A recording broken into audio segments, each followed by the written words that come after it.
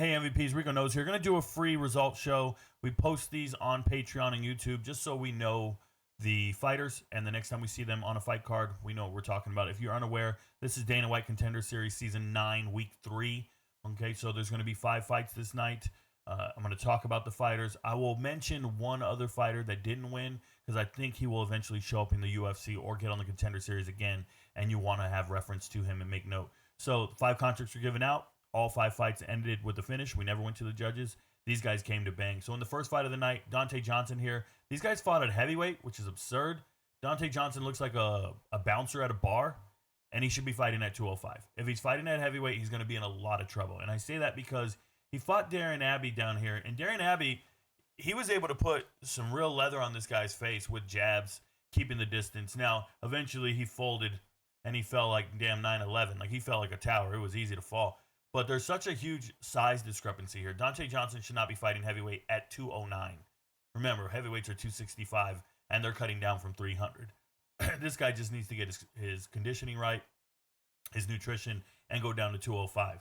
You got to lose. You can weigh 206 when you do the weigh-in. So 3 pounds, and he should be down there. Other than that, he's a knockout artist. He's got no grappling that I've seen. He just goes out there and punches and bangs. He's a chiseled dude. He reminds me of a bouncer at a bar, and that doesn't necessarily do well in the UFC. He moves unnaturally. His hands are not where they're supposed to be fighting-wise, and when he moves, I'm not impressed with his head movement, shoulder movement. It just looks like an amateur fighter. He doesn't look real. They say has 6 fights now. This is his 6th fight in his amateur career or in his pro career, but all 6 are in 2025. That means he's been fighting bums for the last year, which is fine, but it's not what you would expect to see. So if we see him on a UFC card, I'm going to be very hard pressed to believe in Dante Johnson if he's fighting at 220 or at heavyweight. If he's fighting at 205, I still think he's kind of small for 205 because those guys are 230 cutting down. So I don't know. It just doesn't feel right. I understand that he won by knockout and he got himself a contract, but he looks like a future, a guy that we're going to fade hard and people are going to beat him a lot. I think he has no wrestling acumen, and he's just got a puncher's chance to win a fight like most people in the UFC. So I'm not impressed with him. This particular fight, very impressed with both of these fighters. It was the fight of the night. Manuel Souza over here, known for beating Rufi, who's a staple in MMA and the UFC. But if you go back and you watch the fight, like one of the MVPs we're talking about, this was very early in their careers, and Rufi's learned how to fight since then, if we're being honest. But this Manuel Souza dude knows how to fight. What I don't like about him, he doesn't throw strikes in combos. He throws one strike. So if you're only throwing one strike, trying to get the knockout over and over and over with the same right cross or the same jab, hook, whatever it is, you're not throwing combos. And you need to throw combos because they're going to block that first strike. He is terrible on the ground. They tell me he's a brown belt in jiu-jitsu. I watched him get dominated by Christian Perez here. Christian Perez absolutely embarrassed him on the ground for 2 straight rounds. As a matter of fact, this fight, going into the 3rd round, this guy was down 2-0. He had no chance, and he was absolutely dominated for the full 5 minutes. You see the control time here, 7:46 in 2 rounds. Problem is, Christian Perez was absolutely exhausted after all that control. He was actually in the 2nd round at some point. Souza was able to get up, and you could just tell Souza was punching and mad about being held down for the last 7 minutes. So this kid doesn't really have a striking acumen. I did not like the way he pulled guard in the 2nd round.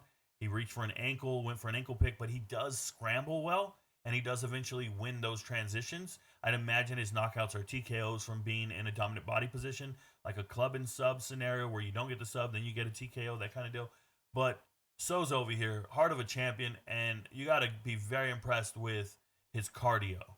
His cardio was amazing. After getting control for 7 minutes, he was able to get up and still had knockout power in him and still had the cardio to push. It's really impressive.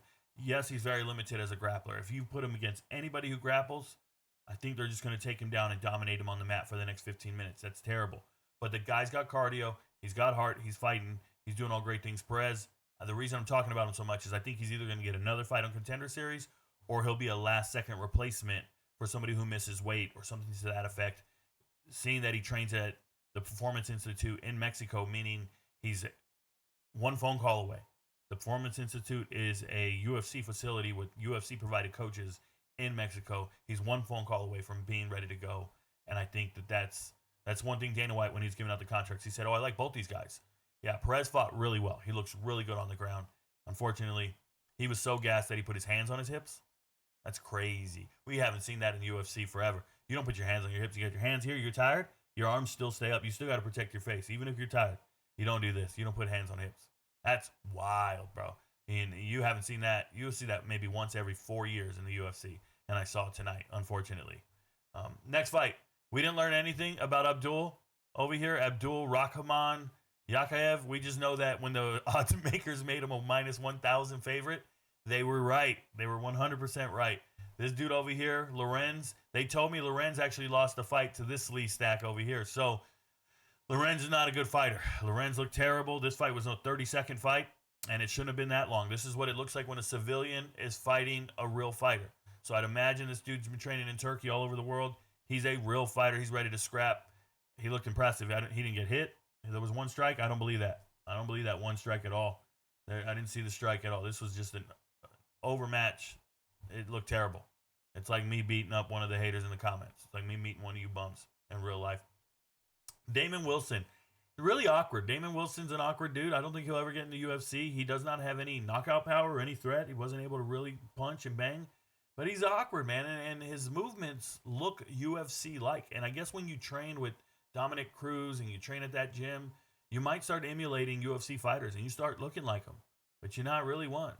And everybody's a gangster until there's some gangster shit to be done, right? I used to say this to the guys in the Army. Like, everybody thinks they're a killer until killing needs to be done. Then you start getting grossed out by blood. Then you get a little squeamish. Then you're this. Then you're not real. And you got to find out who the mediators are. And that dude over there, Damon Wilson, looks like a herbivore that wants to go to Burning Man. And he wants to live out in the wilderness and shit. He's going to be in Portland, Oregon real soon. Okay? He's not real.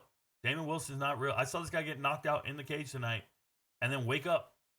He was knocked out, woke up instantly, like in 2 seconds. It's really weird. I don't know if that dude's huffing or what, but he ain't real.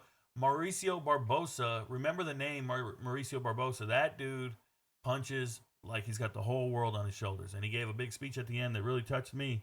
I really like that what he's fighting for. The motivation it matters. You know, I famously will quote Nate Diaz when Nate Diaz said, "Rich people shouldn't be fighting." And he's talking about Conor McGregor. Rich people shouldn't be fighting because then they have no reason to fight. They're not trying to win. When you come from nothing and you're trying to fight, you got to win to feed people. The motivation is a little different. And I think that Mauricio Barbosa is extremely motivated to be here. Now, let's talk about the 17 wins.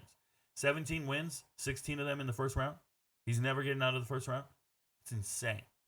He was very patient, took his time, went out there to go piece this dude up. He looked invincible. He looked like a tank that couldn't be hurt. He really did. His punches were crisp. They were on point. A little wide, a little loopy, but vicious. I mean, I don't care how loopy it is. He's hitting you on the ear. He's hitting you on the temple. He's hitting on your high guard, and he's coming from the side. And it's just really, really strong force. He reminded me of those battering rams the SWAT team uses to knock in the front door. Just like one of those weapons that can just tear down any door. Doesn't matter what the door is. If you bang it just right enough, the deadbolt's gone, the latch is gone, the hinges are coming off. Like if you hit it just right, that dude's gonna still knock you out. That's how I feel. Mauricio Barbosa can really bang. So I was really impressed with him. He got a contract. We'll see him again, and I think Vegas is gonna be all over him. Obviously, they were all over him in here, but it's gonna be tough to win with that guy. Just take first round knockout and hope for the best. Next fight, this one was laughable. Watching this on live, I already knew. As soon as I saw it, I'm like, oh, that Trent Miller dude, that's not a fighter. Trent Miller moves like a rigid, I always say the dexterity of a rhino. He doesn't really know how to punch at all. And you can watch him shadow boxing. He's just a big brute of a guy. He's not quite getting there.